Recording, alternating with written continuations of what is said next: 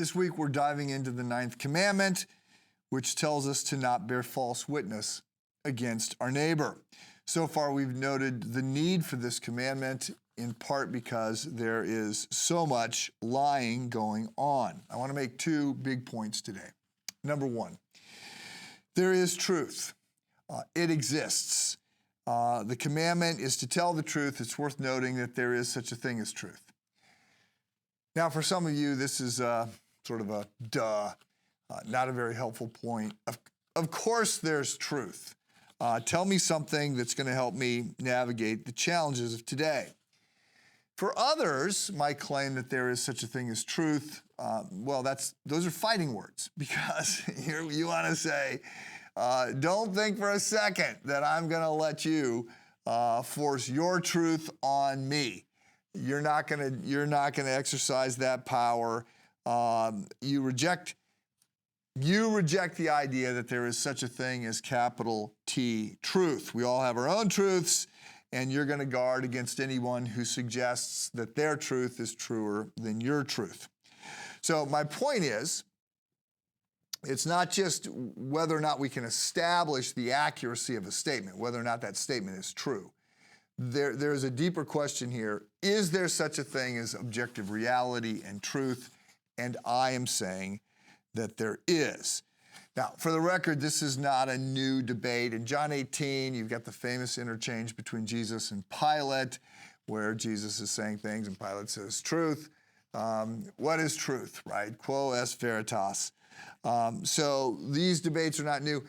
They are certainly more pronounced recently. I think it was 2016 that the Oxford English Dictionary made post-truth their word of the year. The Economist put something about post-truth society on its cover that year as well. So we could plunge into a philosophical discussion about the whole nature of truth and all the epistemological assumptions behind it.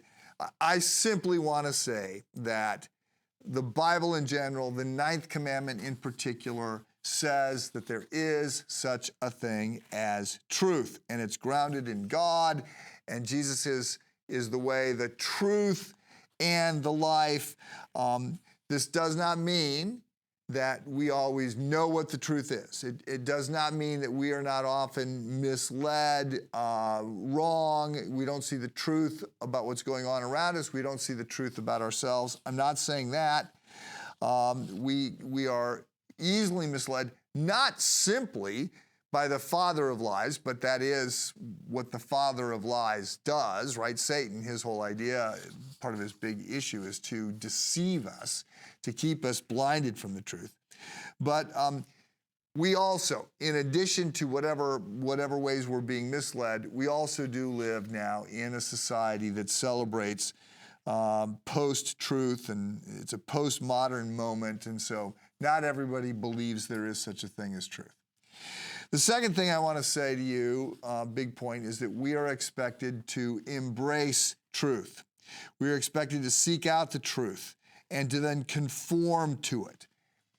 Please understand, we are not ultimately free to define truth. Now, in this country, we have rights. We have privileges to sort of believe what we want to believe.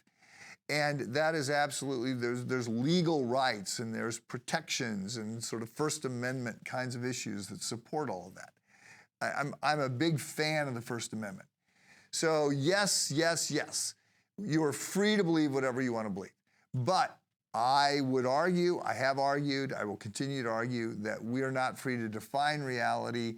Reality has an ugly way, like the beach ball that you're holding under the water. It has an ugly habit of popping up and forcing us to conform to it. So there are people that want to force reality to conform to their desires, their hopes, their wishes, whatever. And that can work for a little while. And in a country as wealthy as we are, it can work longer than it might in some other societies. But the point is, at some point, truth or reality prevails. It asserts itself. And so I'm just saying that that's happening. And I'm saying that as a Christ follower, we are expected to conform to truth, to conform our will and convictions to the things that God says are true. So we adopt and embrace what Jesus taught and modeled. He's the perfect person, the standard, the one who defines truth. There is truth. We need to embrace it. Have a good day.